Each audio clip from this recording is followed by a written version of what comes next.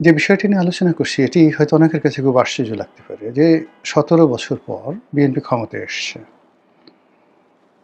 যেদিকে তারেক রহমান সাহেব তাকাচ্ছেন সেদিকে সব জ্যোৎস্নার আলোতে প্লাবিত হয়ে যাচ্ছে। যেদিকে বিএনপির নাম উচ্চারিত হচ্ছে সেদিকে শুধুমাত্র গোলাপের বাগান ফুটে যাচ্ছে। চারিদিকে সুবাস মৌ, মৌ করছে।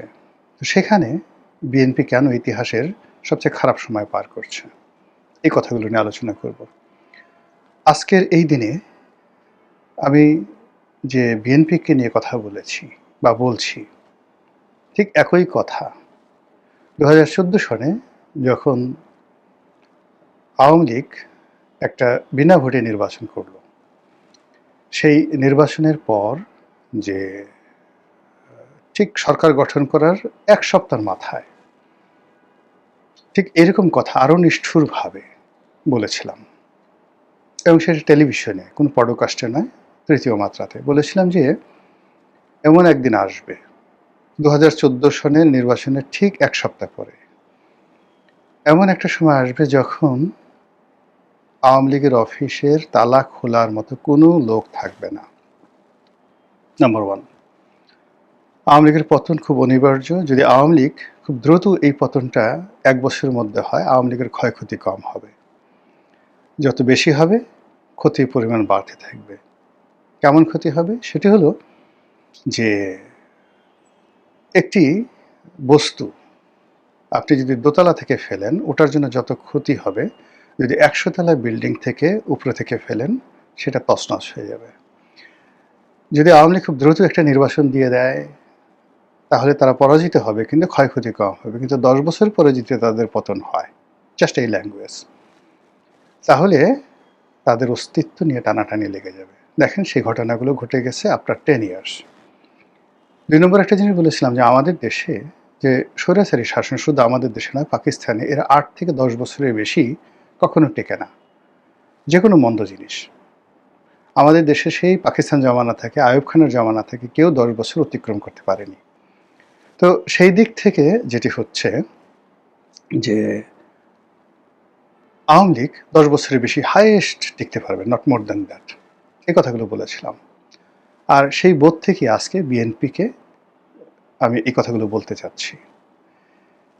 বিএনপি ক্ষমতায় এসছে, কিন্তু আওয়ামী লীগ অতীতে ২০০৯ সনে যেভাবে ক্ষমতায় এসছে তার চাইতেও অনেকটা, অর্থাৎ ২০০৮ সনে যেভাবে ক্ষমতায় আসছে তার চাইতে আরও বেশি কমপ্লেক্স, শুধু এতটুকু বললাম যেটা জটিল, কুটিল একটা পরিবেশ পরিস্থিতিতে তারা ক্ষমতায় আসছে। এগুলো এক। ২ নম্বরে হলো যে এখন বিএনপির যে অবস্থা, সেই অবস্থাতে বিএনপির জন্য একটা ব্রিদিং টাইম দরকার ছিল। ২ বছর তারা একটা ব্রিদিং টাইম পেয়েছিল ডক্টর মোহাম্মদ ইউনূসের জমানাতে। এই সময়টাতে বিএনপি তার সাংগঠনিক ক্ষমতা বৃদ্ধি করতে পারত। তাদের যে দলের যারা ডেডিকেটেড লোকজন আছে তাদেরকে তারা পুনর্বাসিত করতে পারত, তাদের হাতে নেতৃত্ব দিতে পারত, এমনকি সম্মেলন করে দলটাকে সুসংগঠিত করতে পারত। একটা ব্রিদিং টাইম কোনো রকম তাদের জন্য ওই সময়টাতে দুর্নাম বদনাম হতো না, কিন্তু সেটা তারা করেনি। আর এর মধ্যে টানাপোড়েন চলল ২ বছর, ১৮ মাস, ১.৫ বছর। আর এরপরে বিএনপি ক্ষমতায় আসলো। এখন হাজার হাজার হাইব্রিড, হাজার হাজার মুরগি, কাউয়া, যেটা আওয়ামী লীগ জমানাতে আমরা বলতাম বিভিন্ন লোককে, তারা এসে ক্ষমতার পাদপীঠে এইভাবে ঢুকে পড়েছে। বিএনপির যারা খোদ একেবারে ডেডিকেশন রয়েছে, জীবন যৌবন বিএনপির জন্য শেষ করে দিয়েছে, তারা পাগল হয়ে ভাবছে যে এটা হলো কি করে, এটা কি করে হলো। ২ নম্বর হলো যে যেহেতু তারেক রহমান সাহেব ১৭ বছর দেশের বাইরে ছিলেন, তিনি বাংলাদেশের বাস্তব অবস্থা বুঝতে পারেননি, পারবেনও না। বুঝে ওঠার আগেই রাষ্ট্রীয় প্রোটোকল, রাষ্ট্রীয় পদ পদবি, এসএসএফ, সিএসএফ, তার নিজের যে প্রোটোকল এবং এক রাশ হাইব্রিড দ্বারা তিনি এমনভাবে ঘেরাও হয়ে পড়েছেন। ইতিহাসে রুকনউদ্দিন মুবারক শাহ নামক একজন বিখ্যাত দাসবংশের সম্রাট ছিলেন, গিয়াসউদ্দিন বলবনের নাতি। এই ভদ্রলোক সিংহাসনে, রুকনউদ্দিন মুবারক শাহ, আমি আবার বলছি, এই ভদ্রলোক সিংহাসনে বসার পরে ঠিক যেই অবস্থা হয়েছিল, তারেক রহমান সাহেব ঠিক সেই অবস্থার মধ্যে পড়েছেন। খুশবন্ত সিংয়ের দিল্লি বইতে মানে এই ফখরুদ্দিন মানে রুকনউদ্দিন মোবারক শাহ তার কাহিনী চমৎকারভাবে বর্ণনা করা হয়েছে। ইতিহাস ইটসেলফ বারবার ঘুরে ফিরে একইভাবে আসে। তো উনি এখন অনেক সুন্দর কথা বলছেন, ঘোরাফেরা করছেন, যা কিছু দেখছেন এগুলো সব হাওয়া। এ হাওয়া এরশাদের ছিল, এ হাওয়া খন্দকার মোশতাকের ছিল। খন্দকার মোশতাক ক্ষমতায় বসছে, আওয়ামী লীগের বড় বড় নেতারা গিয়ে পা ধরে সালাম করে উপর হয়ে বসে পড়েছে তার মন্ত্রিসভায় স্থান পাওয়ার জন্য। হাতে গোনা দুই একজন রিফিউজ করেছে। তা খন্দকার মোশতাকের কথা বললাম, এই একই হাওয়া শহীদ প্রেসিডেন্ট জিয়াউর রহমানের ছিল, একই হাওয়া এরশাদের ছিল, একই হাওয়া বেগম জিয়ার ছিল। হাওয়া ক্ষমতা যেদিকে যায় হাওয়া সেদিকে প্রবাহিত হতে থাকে। এই হাওয়ায় যারা বিভ্রান্ত হয় তারা সবাই ক্ষতিগ্রস্ত হন। তা সে যিনি হাওয়ার মালিক, যিনি হাওয়া দেন তিনি, অথবা যারা এই হাওয়ায় যারা গা দুলাতে থাকেন তারা সকলেই কিন্তু ক্ষতিগ্রস্ত হন। তো সেই দিক থেকে এখন বিএনপি যে স্পর্শকাতর অবস্থায় রয়েছে তার মানে একটা নির্দিষ্ট জায়গাতে আপনার ধরেন একটা দেহ আইসিইউতে ছিল দীর্ঘদিন, হঠাৎ করে সে আইসিইউ থেকে তাকে ছেড়ে দেওয়া হলো, বলা হলো তুমি ৮০ কিলোমিটার বেগে দৌড়াও। আইসিইউতে ১৭ বছর থাকার পর একটা মানুষকে যদি দৌড়াতে বলা হয় তার অবস্থা যা হয় বিএনপির অবস্থা একই অবস্থা। কিংবা ধরুন একটা মানুষ দীর্ঘদিন ধরে বিছানায় শুয়ে আছে, উঠতে বসতে পারে না, ঠিক সেরকম একজন মানুষের মাথায় আপনি ১ মণ ওজন দিয়ে দিলেন, ২ মণ ওজনের একটা বস্তা দিয়ে দিলেন, দৌড়াও। বিএনপির অবস্থা একই অবস্থা হয়েছে। ফলে আনন্দ খুব ক্ষণস্থায়ী আনন্দ। একটা শিশুর হাতে একটা বেলুন দিলে শিশুর যেভাবে লাফায়, এখন রাষ্ট্র ক্ষমতা বিএনপির জন্য ওইরকম একটা বেলুনের মতো হয়ে গেছে, ফাঁপা বেলুন। না আছে অর্থ, না আছে প্রশাসন, না আছে কোনো কিছু, নাথিং। চারিদিকে শুধু চক্রান্ত, হাহাকার, সব কিছু।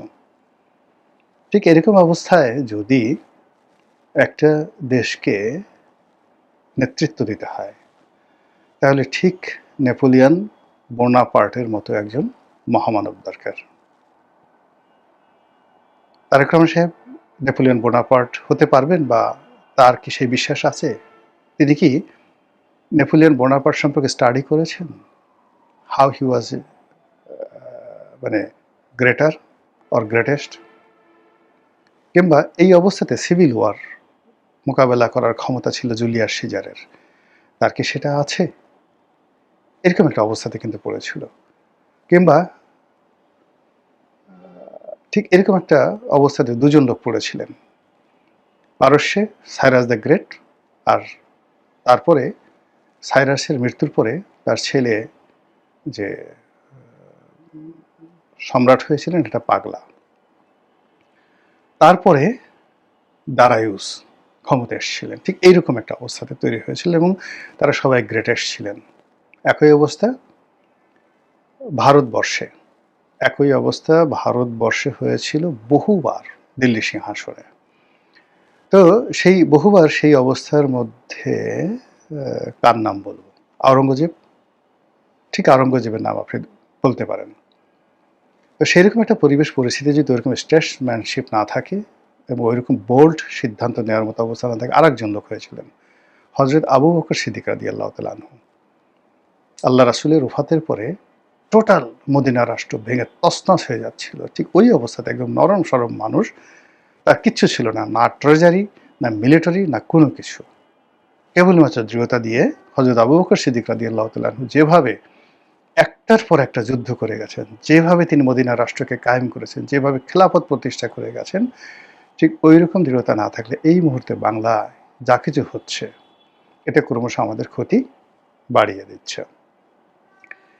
কাজেই বিএনপি এখন যে অবস্থায় আছে সে অবস্থা থেকে বিএনপিকে বের হতে হবে। এখন যে অবস্থা আছে বিএনপি, সেই অবস্থা থেকে বিএনপিকে যদি ঘুরে দাঁড়াতে হয় তাহলে তাকে ইতিহাস থেকে শিক্ষা নিতে হবে, দার্শনিকতা লাগবে, জ্ঞান লাগবে, গরিমা লাগবে।